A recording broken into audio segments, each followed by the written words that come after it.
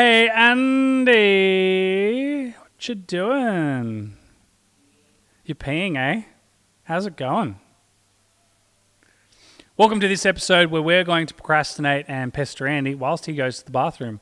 Hey Andy. Hey Andy. All right, welcome to this episode where we're going to do a little bit more of a breakdown on protein. Protein, why do we do it? What's the idea and is it worth it? So protein is the building blocks for muscle. Let me open. I go protein, benefits for function. And I get this whole thing on protein is vital for your body's daily function, acting as a primary building block for growth and repair of cells, muscles, and tissues. How interesting. So if I click and I go to, there's this image that I have in front of me. So I want everyone to think about this. If you were to buy a property and you had a mortgage and every week you get paid $1,000. Some of you make more, some of you get paid less. But Karl, what about minimum wage? Shut up. $1,000. And your mortgage is $500. If you don't pay the $500, what happens? The bank forecloses and takes your house. Obviously, you don't want that because you want to live in your home. And the thing is, over time, your mortgage will slowly go down. So, you pay it $500 next month, it'll be $499, then $498, $497, and it gradually over time, and then it becomes yours. So muscle will stay with you forever, if only. So what we have is protein are the building blocks, but they don't just build muscle. The thing is, your body requires, so it's actually not protein, it's amino acids functions. So I can pull it up, there's a chart, got it. This is like the summary of this all. So number one, protein when consumed will break down digestively into amino acids. If we eat a sufficient amount, what's a sufficient amount? Listen, we'll get there. With all those amino acids, your body will work on protein synthesis, utilizing those proteins into amino acids, cell signaling, acid balance, that helps with digestion. Like, think about lemons or food, you'll start to salivate. Salivation, or the cephalic phase, helps to break down the food as you chew it. So chewing that 30, 40 times helps to break down the food. So when it goes into your digestion, it has an easier time to break it down and use it. If you don't, you inhale, something has to work for you. And that's the acids in your gut. If it's too much, you burn holes in your stomach. If it's too little, you kind of get reflux. So the body has this beautiful symmetry of balancing that out. You then also have appetite, regulating it, leptin, ghrelin levels. So ghrelin's like a little gremlin. That's when you're hungry, and leptin when you're satisfied. So we want that to be working nicely, because if we don't, we overeat. We then feel, like Christmas Day, I've eaten too much. It helps with regulating your body composition. This is where you'll see some people eat way too much, and you'll be like, how are they not fat? Their body has regulated to that body comp, and the thing is, they only eat so much in a short period of time, not constantly. If you do it constantly, the body will gradually adjust itself to accustom itself to that much. It helps with blood flow. It helps with growth and development, antioxidant defense. So as we stress our bodies out, there's a thing called free radical stress. There's waste product produced. It helps to defend ourselves from that. So it manages detoxification. That's also why you have liver, you have kidneys and organs to do that. You don't need a fat loss supplement for it. You have organs for it. It helps with energy substrates. It helps with immune and health. So a lot of people getting sick at the moment. Probably a good time to boost your amino acid profile. Eat more protein. It helps with osmoregulation. Big fancy word. We'll have the explanation below. Helps with RNA and DNA synthesis. Helps with protein degradation. Endocrine status. Ammonia removal. Metabolic regulation. Pigmentation. Metamorphosis, there you go, bigger word. Helps with reproduction, lactation, stress response, and behavior. Cool. So you probably would have picked up on body recomp and growth and development. Those are two things, and I think out of 26. The thing is, like the mortgage, you've got to pay for the house. Those are the fundamentals. The excess, the other $500, you might be using it to buy chairs, to make the house look nicer.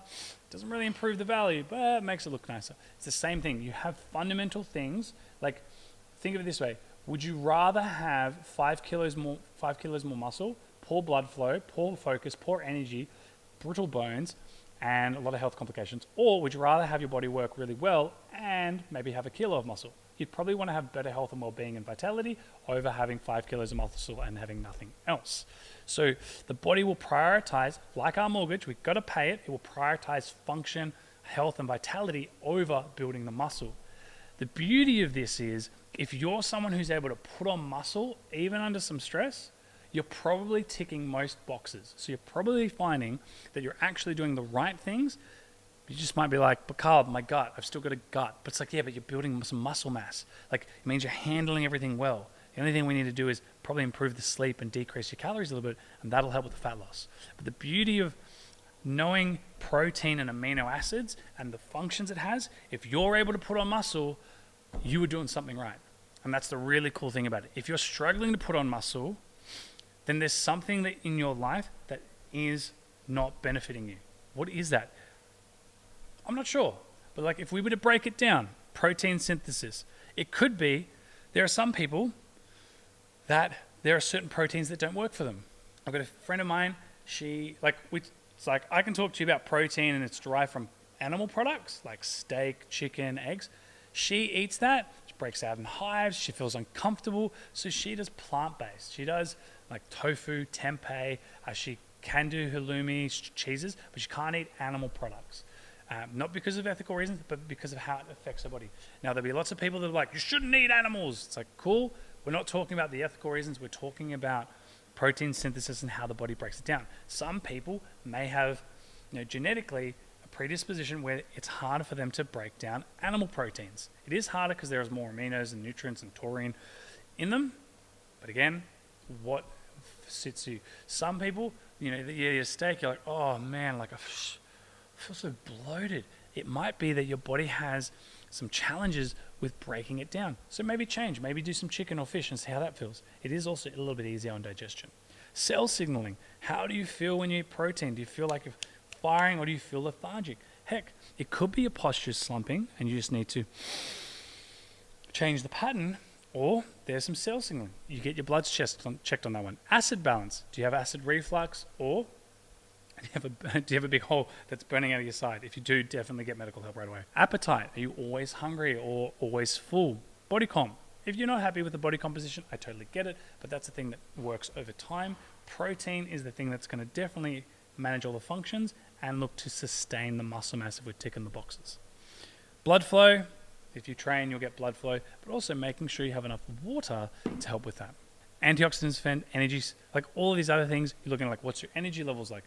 Not talking about if you work a 12-hour day, how's your energy? And of course, if you ate protein, that would fix it. It's like, no, how's your energy after a meal? Do you feel like, or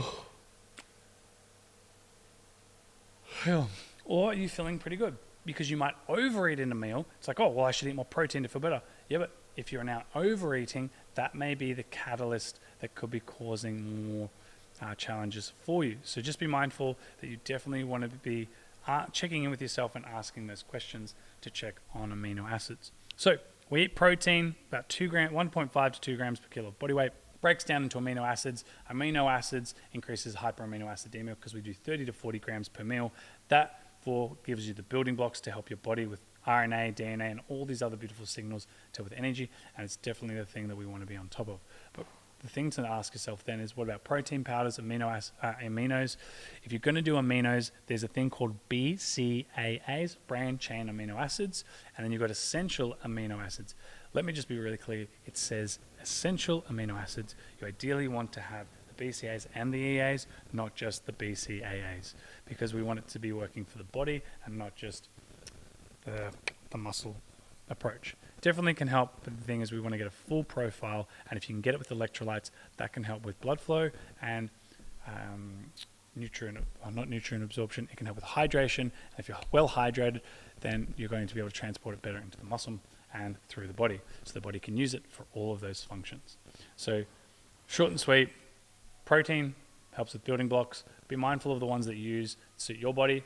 This can change from year to year, from ages. It can change genetically because some people are predisposed to certain proteins that suit themselves. Red meat may have more amino acids in it to help with brain function, like taurine and energy. However, some people, and tyrosine, some people, it sits in them, and if it sits in your gut and you feel uncomfortable for 2-3 hours and that throws off everything else, is it worth it? You might be just better off using the white meats or plant meats and then go from there. All right, have a beautiful day. I'll see you on the next one. Enjoy.